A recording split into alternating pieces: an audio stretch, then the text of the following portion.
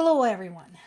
So, there are several different headlines on the subject of Zelensky allegedly offering to drop the NATO bid in exchange for security guarantees. I want everybody to treat this very carefully. This is definitely a developing story. Personally, I don't like that. Because here's the thing. As I mentioned many times before, Ukraine has been given security guarantees in the past, but those security guarantees were not followed up on. I'm talking, of course, about the now infamous Budapest Memorandum. And the mood in Ukraine is such that no, unless this is formal, this is legally binding, like a NATO membership, then it's just words. We have no assurance whatsoever that somebody will follow up on this. So, again, at this time, it's just a suggestion.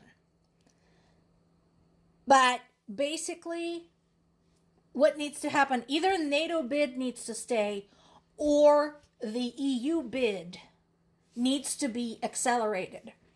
Something else, this is not being widely publicized because right now it's just basically very early discussion, very early days. But there are several European countries that have observed this whole thing. They have seen US betraying Ukraine. They have seen NATO turning away Ukraine. And they have seen the squabbling inside the EU, Hungary, and the impotence of the UN. And there is now a conversation about another military alliance that would be more focused on Russia's threat and specifically the defense of Europe. Now, I know some people are going to say, but wait a second, wasn't NATO created with the specific purpose of fighting what was then the Soviet Union and whose place Russia has basically taken over in the global politics? Yes, that's why NATO was created, but they're not fighting it very well, are they? They're not willing to go toe-to-toe, even though what Russia is doing right now presents a direct threat to them. So, having seen all that, and of course having also seen what we discussed before, that all these agreements, all these alliances, etc., don't seem to have any ramifications for anybody who violates their rules and charters, right? Such as, for example, Russia having violated multiple articles of the UN Charter and received no punishment. There have been a lot of outrage about Russia still being the member of the UN Security Council, despite, again, having violated the articles of UN Charter, and nothing happened. So I can see how a lot of countries are not at all feeling cozy with the situation in the world today and are starting to consider, okay, let's sort this out and find out who our friends really are and who will walk the walk. In this case, the advantage for Ukraine is that they have walked the walk. They demonstrated plenty that they're able to stand up. We'll see. So I have tremendous respect for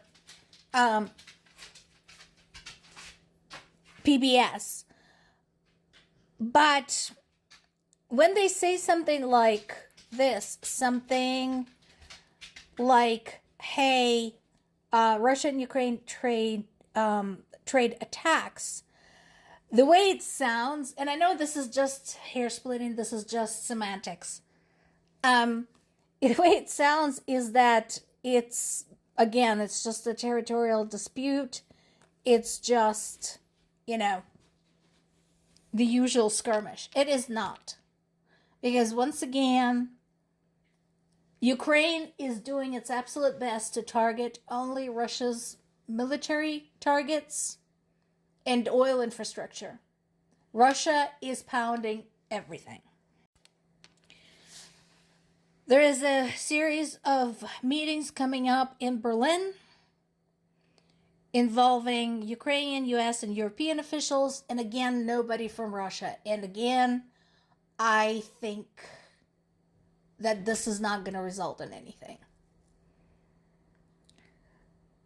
So, I think one of the issues, among other things, is that they continue meeting elsewhere. I think they should meet in Ukraine. All of them. Some of the European leaders have been to Ukraine and they had an eye-opening experience. I think all of the people participating in these talks should come to Ukraine and spend a few days there with the air raids, with the bombings, with all of that, with the hundreds of drones and dozens of missiles. Because I don't think it's sinking in with them. During the latest attack, in addition to the damage to the cargo ships we talked about yesterday, there's also been a fire at the grain silos. That is so dangerous. That if that blows, that is massive. And of course, the loss of grain, which is one of Ukraine's big exports. It's not a surprise to anyone that Russia is going out of its way to cripple Ukrainian power grid and demoralize Ukrainian civilians. There's absolutely no question about that. Going back to what we were just talking about, better defenses for Europe, Germany is sending a group of soldiers to Poland to help with a project to fortify the country's eastern border because there's growing concerns about Russia. And Russia had announced formally on record that Poland is next. Just a reminder, Poland used to be, of course, part of the socialist bloc once upon a time, but even before that, Poland was part of the Russian Empire. And the struggle was brutal. If you guys want to read up on the Polish uprisings, wanting to regain Polish independence, I hope you have a strong stomach, because what Russia did to Poland during that time is absolutely inhumane. 450 people were evacuated from a train that travels between the Polish city of Przemysl and Ukraine's capital, Kyiv. Apparently, there was a threat. There was a phone call warning about a potential threat.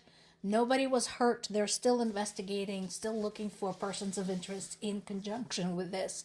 But again, the concern is real, especially if you look at the history of terrorist attacks in Europe over the last 3 to 4 years where Russia was responsible. I'm surprised that right now Ukraine is the one that continues bringing up the question of the Turkish vessels having been attacked. Where's Turkey? And where's the rest of NATO? Why is Ukraine doing your footwork for you again? What's going on? And 114 prisoners released from Belarus have been received in Ukraine. A little bit of an outrageous detail, none of them had formally denounced Russia's actions in Ukraine. More to come.